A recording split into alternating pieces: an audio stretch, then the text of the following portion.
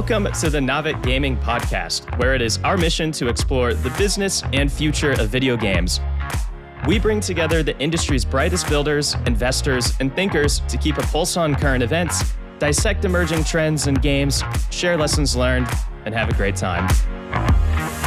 This podcast is also part of Navik's growing ecosystem, which ranges from free and premium research to consulting and advisory services. For more information, visit www.navik.co. Now, let's jump into the episode. Hello, everybody, and welcome to the Navik Gaming Podcast. I'm your host, Alexandra Takei, and this is the interview and insights segment. So, esports and esports leagues. It's the top thing every single one of my Goldman Sachs or private equity friends approaches me about. What do you think about esports? They'll say.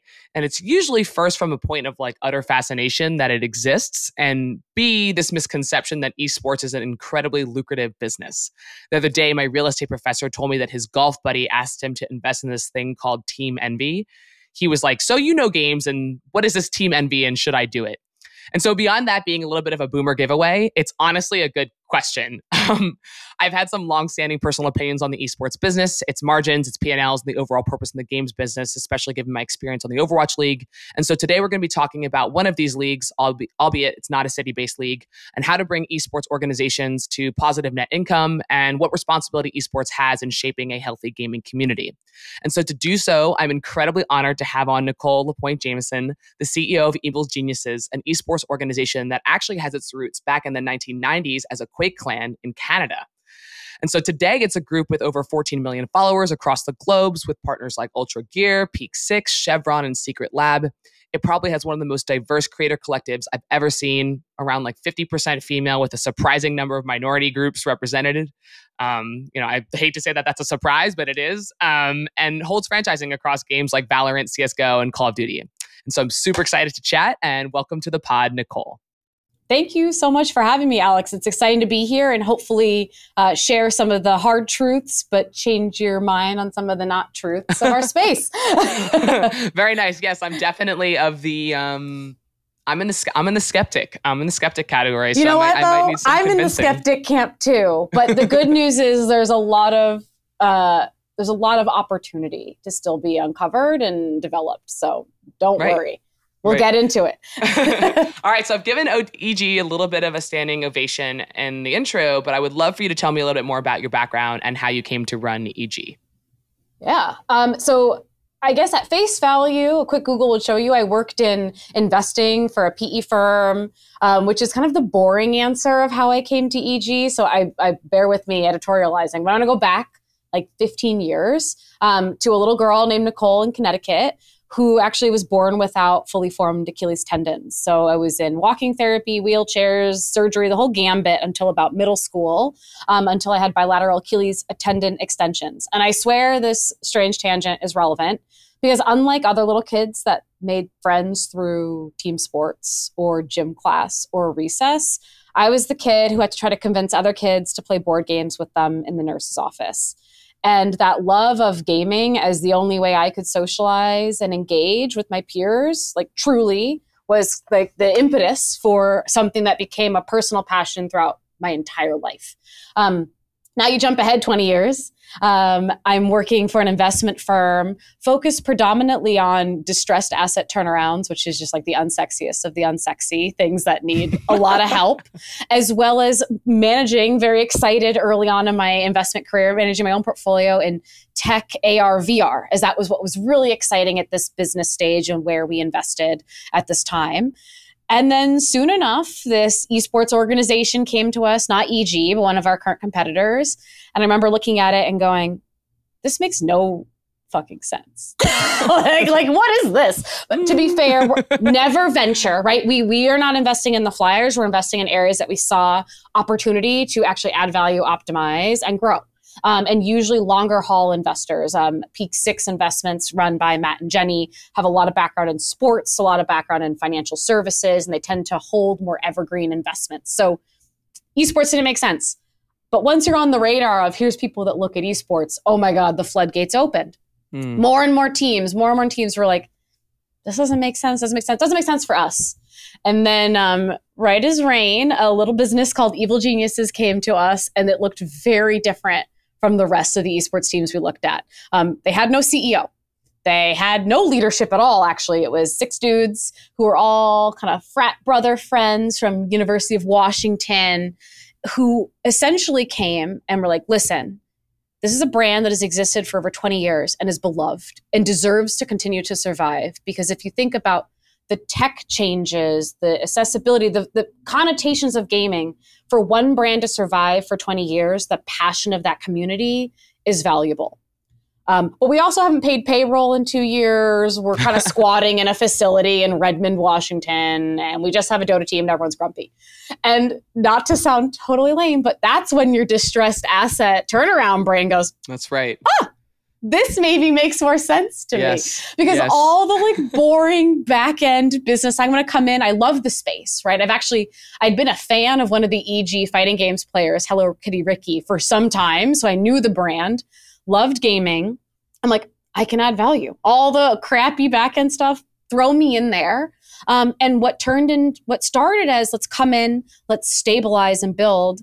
Now coming on my 4 year, we've massively grown and not just stabilized, but we've diversified the teams that we're in. We're now no longer just in Dota. We're in League of Legends, Valorant, Counter-Strike, fighting games, kind of the breadth of the community. And we've also grown from just having really Dota fans to a whole new profile of fandom and community, which includes women, which includes LGBTQ individuals, which includes people of color, which did not exist in the EG community at this volume and this vocal majority before. And that makes me proud because the struggle with esports organizations today and where we're looking to keep going forward is that are we sports? Are we entertainment? And how do we monetize and support and scale that tension where that even the flow of the dollars looks different? And how do we continue to survive and grow for another 20 years and continue to be excellent at the titles we do? So short story is that's EG. That's awesome. And I mean, I think that's a huge conflict is it entertainment or is it sports, right? And I think when you look at some of the business models, which we'll talk about a bit later, I think that identity crisis is the impetus for a lot of the choices around business models.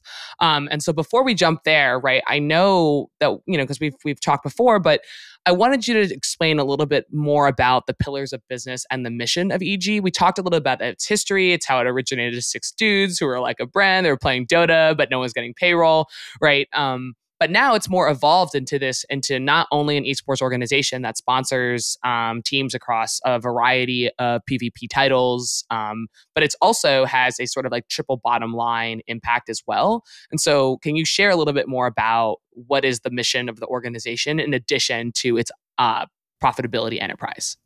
Yes. So the current mission of EG really evolved after I'd come in true sponge mode, just focus on fix, stabilize, but then realize it's not enough when we don't have the privilege, like many traditional sports teams do, of I live in Seattle. Like, why am I a Seahawks and a Kraken fan? Because I live in Seattle. Do I actually watch the Seahawks, the Kraken? Not really, but I know the brand, right? That geo-affiliation, that hometown team love exists. It doesn't exist in esports where the platforms that we compete in are digital, and we love the global pie. I love that we have fans in China, fans in Ohio, and fans in Seattle. And so how do we create a brand why that excites people to be fans of more than just the players or the titles that we're in that are more loyal and thus spend money?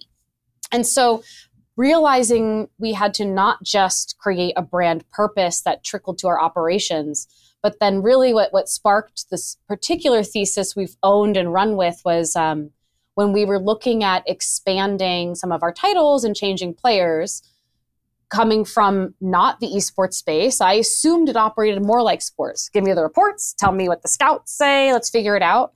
And I was told pretty quickly, no. You ask the players who they want to play with, and that's who's on the team. And so being devil's advocate, as you'll all pick up really quickly, devil's advocate, pragmatic Nicole, I was like, there's no way that is the most logical way that we should be approaching talent development, because it becomes incestuous. And it was incestuous. Mm-hmm. And especially for EG, where we received a League of Legends franchise slot, essentially entered a new title in an off-season period. So we had a very quick time to get talent. having no floor of no coach to ask or players to be like, who do you want to play with, posed a huge fundamental problem of how this space grows and matures. And so knowing what I know best, what's scalable, what's operationable, leverage data. Just like every traditional sports team that's not a digital platform, I saw opportunity for us to leverage data. And what's interesting is when you're more empirical with your approach to scouting and development, you not only can be more thoughtful around spend and how you engage competitively, but also really interesting subsets of that found that the more empirical, wide net, open-minded we were, the more diverse talent came from in-game to boardroom at EG. We were able to front our first mixed gender roster in a first-person shooter title, Valorant, by scouting empirically. We were able to find a 15-year-old Fortnite player and identify that he was going to be the next superstar League of Legends ADC, Jojo Pyun, who still is today. We were able to really do a lot of interesting firsts through that empirical and experimental mindset. And really what I would say our mission has been not just use data, which is kind of a lame mission, but we need to think with inclusion. So we believe you can't sacrifice competitive, cultural, and commercial success in all that we do. And so leading with the why and the intent of cast a wide net and the best of the best, no matter where they are or where they come from, can have a home here, is the grounding principle of everything we do at EG. Yeah, that's honestly pretty epic. And I think that that's just such an interesting dynamic that it happens in esports too. I mean, this is like basically that bringing that level of meritocracy to esports, right? And being like, oh, like I'm only going to play with my friends and who wants to be on the team? Oh, it's a guy that I played with before. I think that also is basically part of the flywheel and the cycle of why there's also a lot of like gender imbalance in esports and toxicity in esports as well. And so we're going to talk about that later on. But for sure, I want to nerd out on your paper that I read where it was exactly this, right? Players like, I don't want to play with a girl because they're not good. But when you poke and like, why do you think that? And you look at the data, right? You start to realize that there's really not a lot of difference between performance between male and females, et cetera. But we're going to get into that topic a little bit later. But first want to talk a little bit about the business model and the profitability of esports. So this might be a very dumb question, but even I find myself to be this incredibly convoluted because of the Overwatch League was done so much differently than some of the franchise leagues. Who owns your esports teams? That it's not a dumb question because it is confusing. So let me break it down. And if I am way too pedantic or juvenile with this, just shut me up. So we operate, think of us like a university's athletics department. So I went to Columbia, pretend Columbia is good at sports. So instead of our football team and our basketball team. I didn't choose to row for Columbia. I rowed for Penn. So, well, that was like the one thing. We're going to NCAAs, baby. So I'll use our better sports. Pretend we have fencing, we have rowing, we have cricket, I don't know. But instead of those titles, Counter-Strike, Valorant, the nuance with that is we have to be prepared to operate all of those with distinct players, distinct seasons, distinct fan bases. But what's also uniquely distinct with esports is the game is owned by a company. Basketball isn't owned by a company. So that also means the rules of basketball tend to not change that much. It is easy to understand and believe in the tenure and stickiness of basketball, but I'll use Fortnite as an example, a title, if you look at EG's history, we've came and went so many times because Fortnite used to play in quads, then you played with trios, then it became an individual sport. And so it's very hard for us that treat our operations like true athletics. We drink our own Kool-Aid and we believe in the nature of the sport. To have a very unstable floor is hard to participate in. Then you also make a more complicated constituent matrix where now for Valorant and League, Riot, the game developer, is a partner. Or in Counter-Strike, Valve is a partner, but also the people that operate the tournaments are a partner. And so the flow of dollars is actually not as streamlined as it is in traditional sports. And organizations like esports it's not sufficient to usually just be in one game title, because the sum of the parts creates bigger holes for how we monetize versus just one title, like just having a basketball team. And so that's why when you look at different esports organizations, they manifest their brand, but also how they monetize through merchandise, through content, through lifting trophies differently, because there is no one playbook for how this makes sense today. And it will require years of investment and intentionality to figure out what continues to have stability. One of my board members, he's from Chicago. He always likes to make a joke. He loves this business, not because we make oodles of dollars today, which we don't, right? He loves it because he goes, I bought the Cubs 10 years before they're the Cubs. And he understands this is a 10-year slog as we figure out, what does name, image, likeness look like?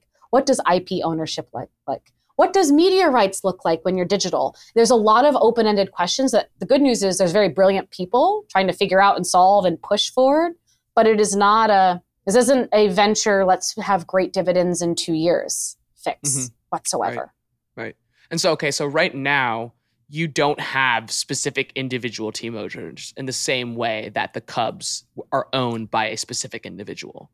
So we do have investors, and EG, the word owns is gross. Like, we are the employer and the rights holder to our athletes and our creators, which is different. We look more like music in that way than traditional sports.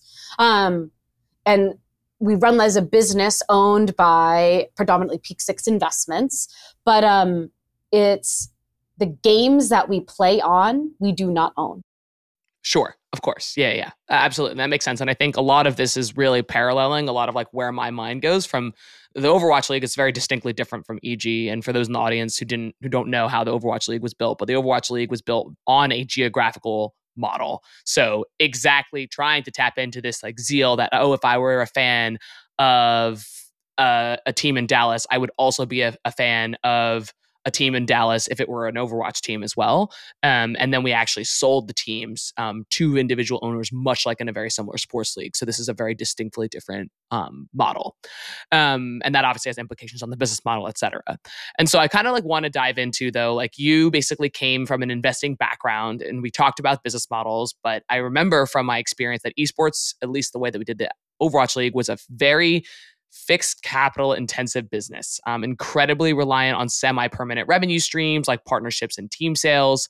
And as they say in private equity, it's all about cash flow, specifically levered cash flow. And you were recruited from the world of investing to bring a lot of financial discipline to EG. And so I would love for you to tell me about what is the first thing that you changed when you became CEO of EG?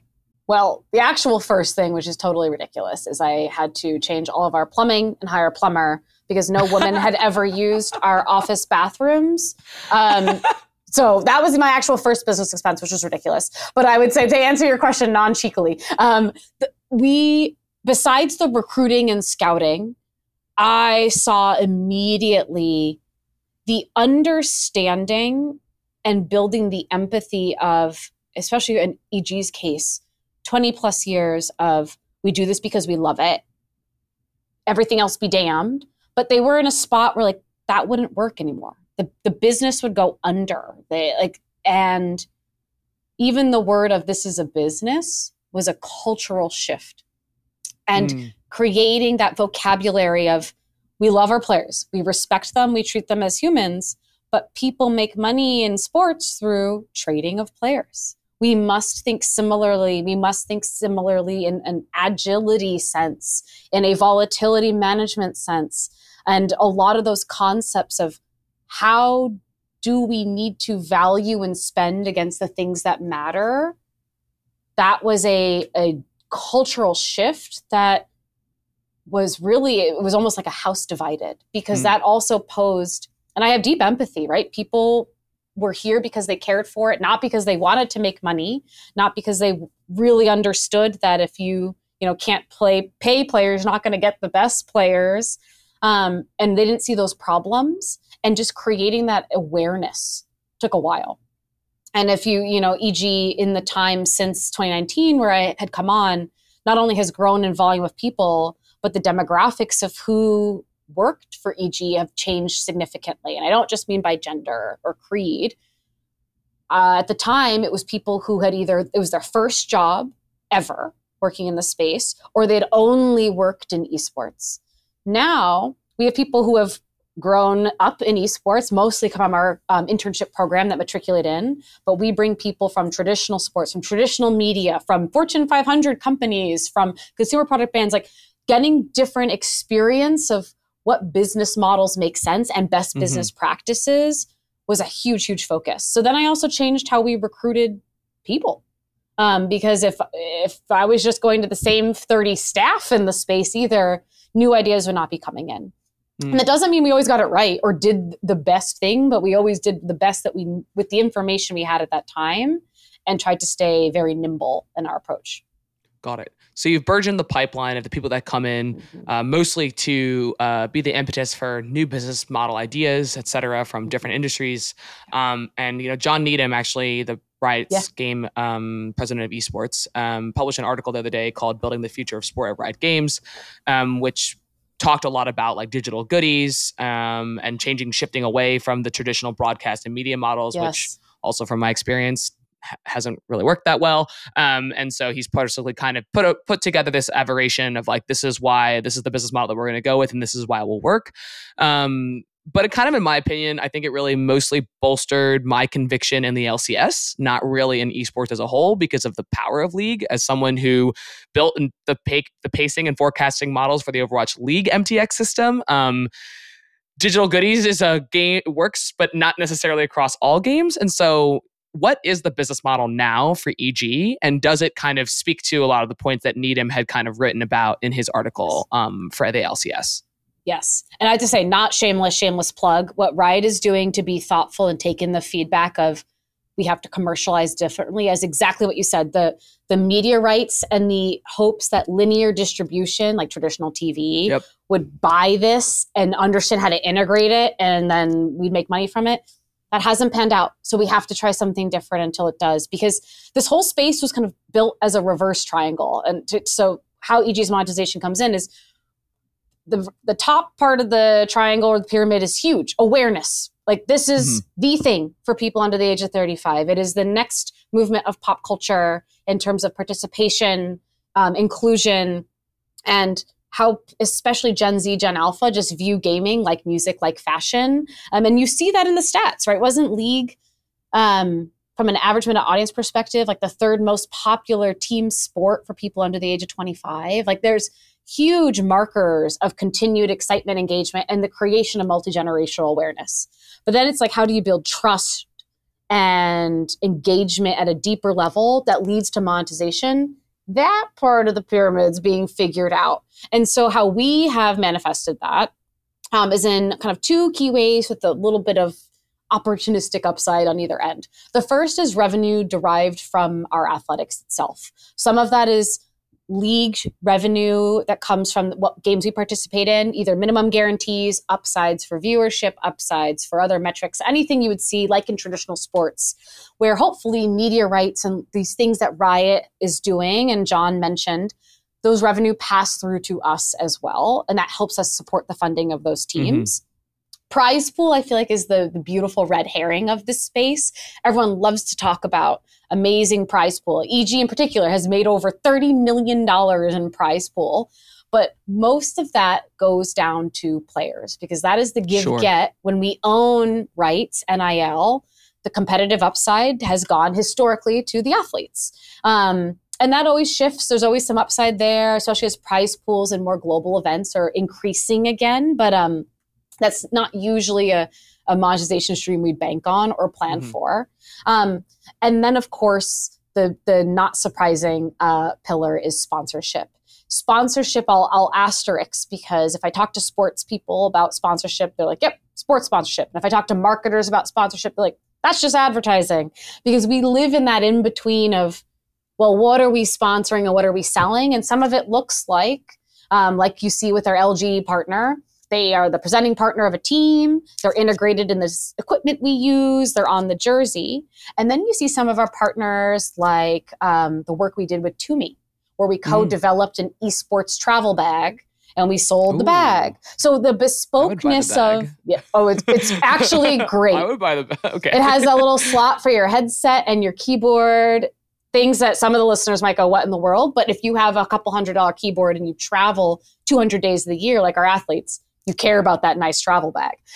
So because we have more flexibility, and you add all this with the fact that we are really good at engaging youth culture in a way that many traditional brands can't very well. So that advertising, that brand affinity, that fandom reach, that consumer conversion tends to be how sponsorships also manifest. But as you mentioned, it's frothy. It is semi-permanent, I think was the word you used. Yes. Like, I don't know if I love or hate. Yeah. But so always trying to figure out those additional ways to create more permanent revenue streams is the name of the game, but that takes time. Definitely. So, yeah. Got it. I mean, so it sounds like, okay, so, and I actually want to dive in. I'm glad that you mentioned the sort of there's a sponsorships part, and then there's also the kind of the revenue share and the MG part, which is a very similar structure. And in Needham's article, he talked about detailing like lowering the entry fees to basically like be a franchise team for Valorant or be a franchise team for League. So I think, like there's actually like almost like this like weird trade where you as a league have to pay in to potentially be considered to be part of the franchise league. So my question to you is, what do you think should be happening on the game developer side? Like you said, basketball is free to the universe, but League is not. It's owned by a company. What do you think that the game developer side, like a Riot or a Blizzard or Valve, should be doing to make the team entry more egalitarian and make that revenue share a little bit better? Because I think the problem, at least for the Overwatch League, was that once you started splitting it amongst the parties, you started splitting it amongst the game team that was making all the tech to run the Overwatch League, the cameras, the shots, and the skins themselves. Then you had the team owners. Then you had the players themselves. Then you had like Blizzard. And once you basically started splitting this money up, there wasn't enough to go around. So just kind of walk me through how you're thinking about that. It's an interesting one. And what I think, I have good opposite examples of what I see today of the more egalitarian, the less valuable a slot is, right? And so a good example of someone that operates this way is Valve. Valve truly believes 5 friends can get together in their garage and make it all the way to LAN. And something about that is beautiful in terms of accessibility. You see that manifest in the tournaments where there's a lot of play-ins, but also that means the value of that game and how much a team really wants to spend on investing, and thus tenure of brands and stickiness if it becomes a one-off, I'm going to do this for a year with my friends because it's fun, versus this is a viable career path for me, gets challenged. That also means then the subsidiary revenue streams like sponsorship based on brand recognition go away. And so does egalitarianism or democratization of access come at the detriment of long-term stability of the title from a competitive scene, where then you flip it to like Valorant or League of Legends with Riot, controls number of franchise, operates like the NHL or the W. And then you think about strategic expansion opportunities that have the right partner come into play, where you're not then a free-for-all, everyone can participate, but you have a more controlled narrative, limited number, and thus scarcity value of a position that then also makes sponsors and other third parties more confident in their sponsorship, investment, partnership, add value. You see kind of that tension in some scenes, like fighting games, which is a free-for-all. Nintendo doesn't really touch the esports universe that well. Activision Blizzard did a lot with this. And I think to answer the question more succinctly, what developers need to do is also realize this is where knowledge of running a sport is really critical. And I love that everyone's kind of exploratory, but what I would really echo is the Valorant partnership and franchising, which is the newest kind of game that's come out that's had limited slots, was done probably with the best hand-in-hand balance of like a traditional sport franchise application. You had to go into due diligence and really explain the why and the what, why you're a valid partner. There was no fee to enter, which was great. So it created opportunity. The rumor mill has it that over 250 people or groups applied for just the North American Valorant slots, which is amazing in terms of demand. But then they get to pick and find the right partners who understand the game, understand the passion, and are validated long-term partners. But what's the winning method? None of them win yet. And it's not necessarily because none of them win because the structure is bad. The problem is the cost of talent far outsizes the revenue received from gaming today. And like far outsizes as in some teams pay 12x what their minimum guarantees are just for their roster. And that's what makes it unsustainable versus is the structure really the problem? It might just be a spend diligence problem and discipline problem. Yeah. And then I guess in that, that's actually one of the questions, like what revenues got to go up, what costs have to come down when you're like looking at the P&L, and how do you incentivize like your players though to come play for EG if they might get paid more playing for TSM or Team Liquid? This is a tough challenge because of course you have the players as a constituent here that you have to manage, and that's just like in any business, right? If you're a regular hardware company and you have an internship program, you know your interns are going to look at other things before just accepting yours. And it's sometimes the pay, sometimes it's other things that you offer, as well as the culture and the quality. Like all the soft and hard assets you give to any talent matter. And EG, we are very upfront and transparent about this. I think our players know and the agents know when they work with us, like, we're going to deliver what we say, and we're going to be really tight and narrow and specific on it. But it's not for everybody. It leans into a lot of our data usage and thesis too, because I both don't want to, as well as likely can't afford the $10 million shiny star, because I'm not going to make $10 million in that title. So to find the up and comer, give a chance to a rookie and develop different storylines and competitive advantages through how we operationalize, it's a long haul exercise, but we're getting amazing headwinds there, which help us create edge. And that's unique to us. And so that managing that spend is important. What I'd say though too is an interesting a loud constituent in this area that's not the players, is actually the fans. Because subconsciously, I don't know if the community really realizes esports has been generally pay to win. If you've bought the most expensive players, because again, think about that incestuous, like the best of the best asks for the best of the best. They collectively bargain for the best of the best. And so when you break that mold, fans see cheap or unknown, and they're like, EG gave up on the roster. It's not ever usually that. Everyone's here to win. Everyone's here to do something right. But how do you make the most of what you have? And then how do you actually develop athletes? More like an Arsenal model versus like, do you have to buy and hope the culture cohesion works? Sure. We're also a couple steps ahead there and figuring that out as we go. Got it. I actually love this. This is basically, so this is like Moneyball. You're playing the Moneyball strategy. You're using data to find. It's not. We're not in the making it mass popular stage right now, because I think people think the popularity. We're truly, I think, evil geniuses. And like, if you ask people on the street, like, what do you think of EG? They're like, oh my God, doing this great thing. Or like, they're fucking crazy. Yeah. But someone has to try something different, because what mass populace is doing in esports doesn't work. Right. Right. Interesting. Yeah, I think it's so true. A player like Faker or whatever is going to cost millions of dollars, right? And obviously it would bring a ton of eyeballs to your group, but then you're probably you like you said, you're paying 12x the MG that you're receiving on the other side, and so this is just completely lopsided business. It's fascinating. Before we shift actually to the building esports community and speaking to the part about like how you acquire talent or labor, I was wondering if you could briefly comment on what you think the role of the streaming platforms is, such as YouTube and Twitch. A lot of the time that I spent on the partnerships team was trying to sell some of the media rights to Twitch and YouTube. Yep. Do you guys have that relationship where there's almost like, there's like a million parties and there's chefs in this kitchen, there's a developer, there's you guys, the teams, the fans, the other leagues that also play, and then there's obviously like the viewers, the streaming platforms. Yep.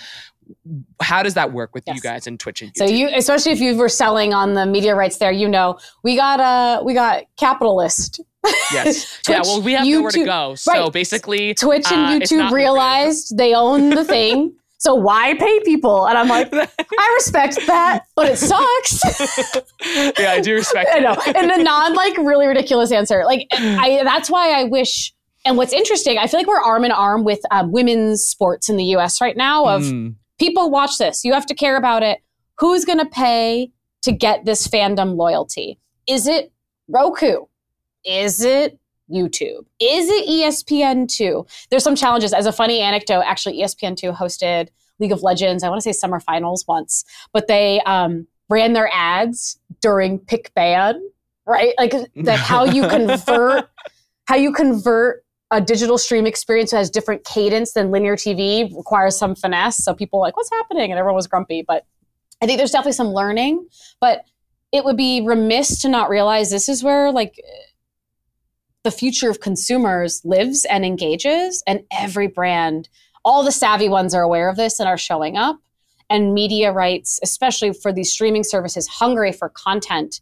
I even think I watched Counter-Strike on a Delta flight recently. Like there was some ESEA tournaments on. I'm like, whoa, like people are looking for content and are continuously being more open-minded around, oh, wait, yeah, gaming is content, gaming has eyes, and hoping people will continue to spend in that media rights. But the challenge is, as an individual team, you can only do so much. Mm-hmm. The leagues, the developers have to be open-minded. And what I think is an interesting turn is Blast, a Counter-Strike and I think Apex Legends tournament operator, actually started Blast TV, their own media rights and distribution platform where it has integration with real money betting partners and other ways for fan monetization. And I'm curious to see for the developers that have development resources, if Twitch and YouTube aren't paying, wonder that will continue to grow and go. Yeah, absolutely. Yeah, thank you for sharing your comments. It's just such a total duopoly. Yes. And so it's just so difficult to actually like have any kind of negotiating leverage. And I would suspect it's probably even worse from the league side, if it's that way for the game developer. So our final topic, like we juggled how to bring profitability to an esports league. And now I'm going to talk about bringing equality and diversity to an esports league. And so I'm going to run through some stats first. I recently wrote a research paper with a colleague in my racial bias and inequity course this past winter on the gender bias problem in competitive gaming. And of course, you're familiar because I sent you the paper and we chatted last. So, and this is what you live and breathe this every day. So kind of bear with me. But the TLDR is the following. Gaming is big. Number one. 2, players used to be all men, but now it's around 50-50, 40-60 split, depending on the genre of game. And so this is obviously blended across platforms and genres. So on the consumer side, gaming is becoming a lot more egalitarian and 50-50. Number 3, but 6% of video games feature a female lead character. Number 4, on the industry strat side, women only make up 24% of the gaming industry, and like one of the top 14 gaming companies have more than 3 women in leadership positions. And number 5, on the esports and competitive gaming side, only one of the top 500 earning professionals is a woman, and the women who play esports earn only, 0.05% of what male counterparts earn. And so we broke this down into a couple of ways that gender bias had spread and operated into competitive gaming into a few buckets. First, widespread and generally accepted belief among players that women are bad at playing games. So if a woman's good, she's cheating. 2, harassment in gaming disproportionately affects female players, from microaggressions, online toxicity in voice chat, unwanted sexual advances by team members and coaches. This happened to the founder of Method Gaming, and they had several allegations of inappropriately crossing personal boundaries. And third, the total absence of female leaders, except for you. Thank God. If you don't see them, they must not exist, and such the bias perpetuates. And so we come up with all these recommendations in our paper, but I'd like to pause here and ask, what do you think is the solution to all this? And what are you guys doing in an actionable way at EG to counteract some of these forces? I really appreciate, because I did read your paper. I got excited. I appreciate that you don't undermine the impact of like social culture in this space. You know, people will often come to me and go, what do you mean you don't have like women and men playing in the same game? And I go, you got to understand where we came from. When I came to EG, we had 2 rented homes in, out of Illinois and out of Alameda where the players would live. Okay, well, if you're a woman, you probably don't want to live with 4 other dudes.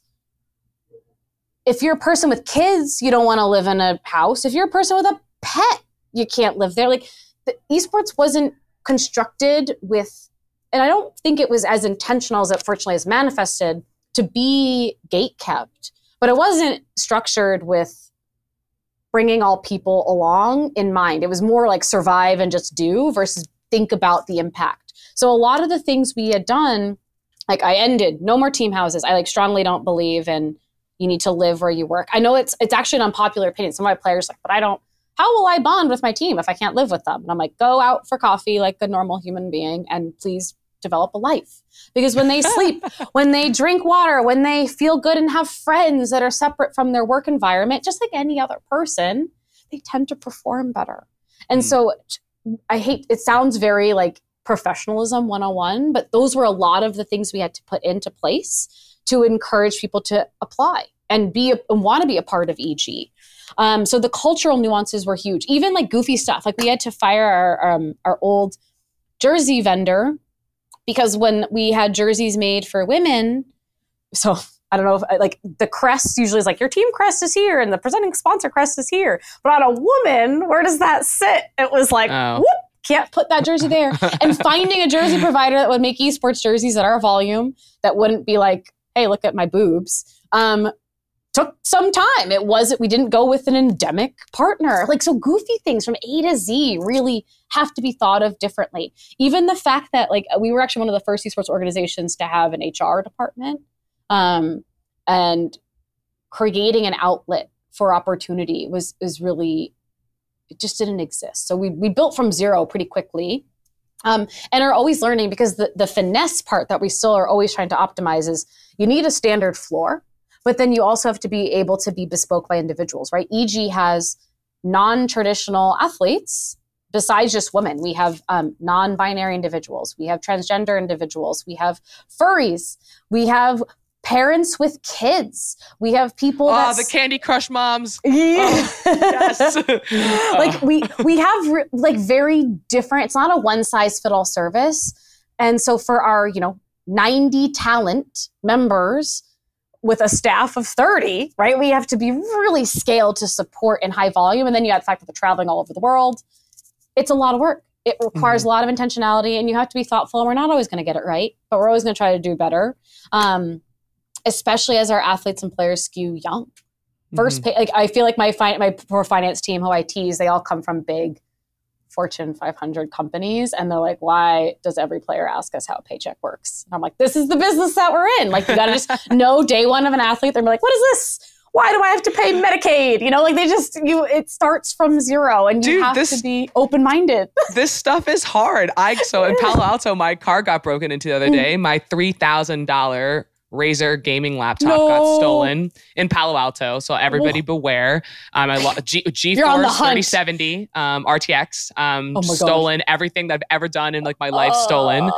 But I learned that a deductible is not what I thought it was. And I may have just really embarrassed myself on this podcast. Did you try to write off your laptop?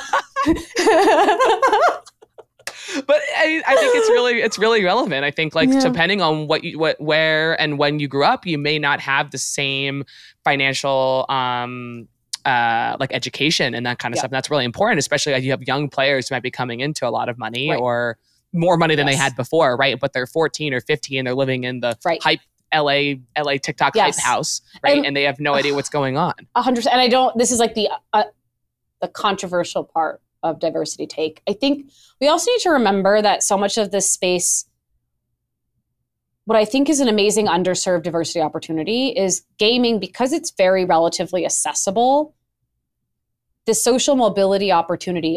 There's a reason why poor Black inner city kids tend to play basketball and not polo, right? It's how do you get access to opportunity, resourcing, mentorship. Gaming can change the face of who can participate in sport, but historically, because it hasn't been a well thought out industry, it skews individuals who can afford to not have to go down a traditional work path, right? They know they don't have to support a family. They know they can go big or go home and it's okay. Or they have nothing else, right? It's like a bimodal distribution of desperation or privilege that we have to even out because it shouldn't be that way. And the economic mobility and economic diversity of esports is also something I think we need to explore and support, because a lot of my job too is also convincing parents that, hey, like this is a real business. Your kid has amazing talent. Like one of my favorite player recruitment stories is when I called Jojo Pyun, who's our League of Legends superstar. I called his parents and was like, did you know, like, your son is quite literally one of the best in the world at this game? And I remember his mom going, is that what he's doing on the internet all day? Like, she had no idea her son was this fucking rock star. And that exposure, that awareness, and breaking those barriers of like, be it, see it. So important. So important. Yeah. Wow. I think I never even really thought about the bimodal distribution. I think that's actually like really, really interesting in terms of like, yeah, because esports is potentially not lucrative. So you do it whether it's either at the low end or the high end, because everybody in the middle is like too rational to even pursue something as crazy as this. And I'm wondering, actually, you know, I want to point it out, but you know, I think you're probably the first person of color and one of the first women to lead an esports organization. Do you think that your leadership specifically has affected the employment roster of Evil Geniuses and the creators and players who want to play for your league? Probably not very intentionally, but I knew, like, I loved gaming. I probably have a PhD in like Skyrim for all the hours I spent playing / modding that game. Like, these are things that I care about personally beyond professionally. And I saw and was exposed to esports of like, this isn't a place for me. So it's a little bit like, I'm going back to, I think it was in the 2010s, Fidelity, I believe, had like an ad where it was like, be the crazy rich uncle you wish you had. Like, I want to build the org that everyone can play and feel like they have a home, because why does it not fucking exist already? Mm-hmm. And so I think that mission, I would say, from the staff that work here, attracted a lot of different people, because if you came to me straight out of college and was like, go work for this company that's in the hole and doesn't have an office, that's probably not where I'm going to cut my teeth without a really strong why. But the more we've leaned into mission, purpose, join us in building something disruptive, let's see where it goes. That's where I've been able to attract our amazing, I was able to poach, I'm going to brag about my people now, but I have amazing team members, like the previous creative director of BuzzFeed UK for gaming. I was able to convince Antonia to come here. Head of MLB social, previous sales at the Islanders, like really heavy hitter leaders. Our HRs from Citadel, like pulling people from really big pedigree names to come and who believe in the why. I think that's how I was able to get really great people to work here, which happened to be diverse. That's awesome. That's awesome. And then, so you talked about the pipeline. That's really awesome. You're able to draw them in. On the retention side, I think I'd love to ask a little bit about how you regulate and maybe moderate behavior amongst players. I think one of our solutions that we'd written about in the paper was leagues need to regulate and police behavior at a stricter cadence to basically insulate and protect those of like marginalized groups, whether that be economic, gender, race, etc., from basically like the encroaching gamerism and the general gaming culture that it can be really toxic and really abrasive. And so how do you build that amongst the people that play for you guys, especially since these kids are like maybe like 14 or 15 years old, where they're not at a level of maybe adult maturity, right? Yep. Yeah, so it starts even before they step foot in our office. We actually screen. So we do social media checks and screen for people that have either broken our employee handbook or have a behavior of harassment or repeated offenses that can't be trained out. Because we also need to acknowledge, we pull from global talent, that some of it needs to be taught and is often done kind of mimicky what they see on the internet without them really understanding the nuance or behavior and what that means and what that impacts.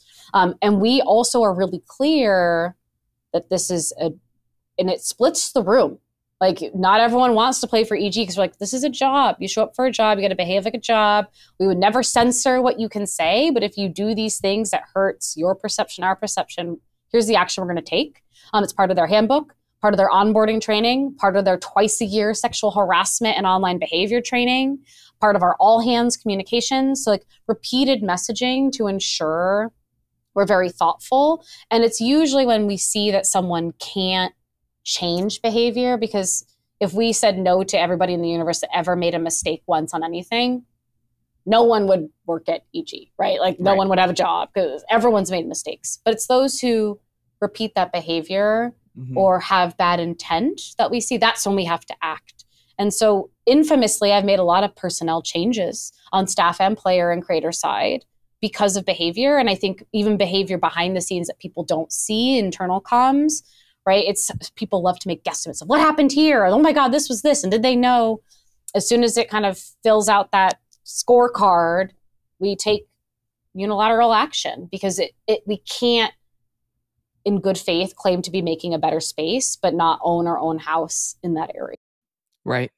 I mean, I think that's actually like, it's awesome to hear a league kind of speak up to that, because I think there are so many oftentimes like where players will execute bad behavior and never really be reprimanded for it. And then that actually just makes it and exacerbates the problem where they find that this is acceptable and they can continue and continue on and acting that way.